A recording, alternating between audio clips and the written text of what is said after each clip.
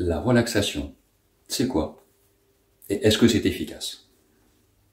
Une définition de la relaxation, du terme relaxer, donc libération, détente, et plutôt justement quelque chose qui va se définir comme être capable d'accéder à un état de détente.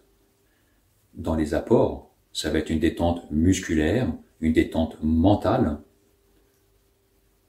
et évidemment aussi l'utilisation de la visualisation, soit pour partir dans une jolie scène de la nature, soit pour se visualiser dans une situation d'examen pour mieux se préparer et mieux la réussir. On a des expériences sur des sportifs qui, par exemple, un sauteur à la perche, le fait qu'il visualise le geste fait qu'au niveau du cerveau, il n'y aura pas de différence entre le fait qu'il le fasse et le fait qu'il imagine. Autre rapport, la relaxation permet de se relier à son intériorité. Donc, d'être à l'écoute de ses émotions, de son mental, de son corps, et potentiellement de travailler ou de réinventer consciemment des schémas contraignants.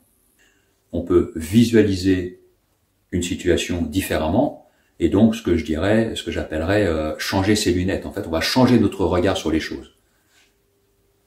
Parce que dans cet état de détente, on a pu faire le lien entre inconscient, conscient, et proposer au cerveau d'autres approches d'une situation peut-être un peu stressante, par exemple.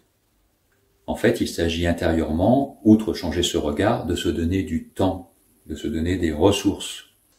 Travailler ces images mentales dans des moments de repos, c'est ce qui va vous permettre de vous ressourcer, de créer un état ressource à l'intérieur. C'est là où on va travailler par exemple des thématiques comme la confiance en soi. Cet état ressource, ce jardin intérieur, plus le cerveau va en prendre conscience, plus il va créer les connexions dont je parlais tout à l'heure en neurosciences, plus ensuite cet état intérieur sera facilement accessible dans la vie de tous les jours quand on en a besoin. Vous voyez, on a deux étapes. Un moment où on le crée, et puis une fois que c'est installé en soi, du coup on peut plus facilement l'utiliser au quotidien. C'est une gymnastique de l'esprit. C'est un apprentissage, c'est une rééducation.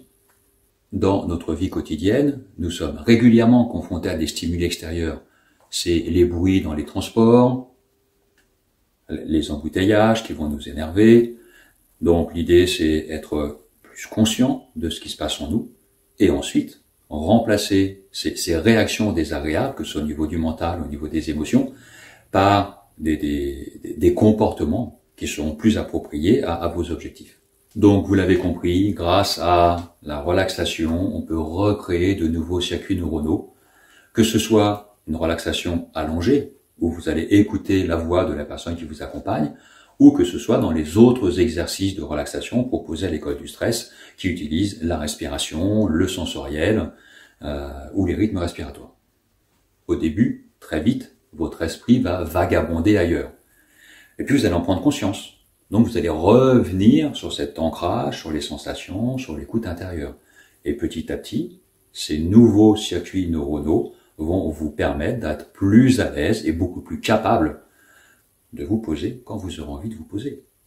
Avec le temps, dans les situations désagréables, va s'installer le réflexe d'une prise de recul, que ce soit dans votre vécu émotionnel ou que ce soit dans votre capacité à laisser à distance. Vous avez un périmètre autour de vous et rentre dans ce périmètre ce que vous voulez. C'est pas parce que d'un seul coup il y a quelqu'un qui crie que forcément vous devez vous laisser impacter par cet élément-là. Une personne habituée, du coup, pratiquement instantanément sera à l'écoute des réactions, des sensations qui se passent en elle suite à une situation et pourra mieux maîtriser ces réactions avant de réextérioriser en fait son ressenti ou de communiquer ou pas.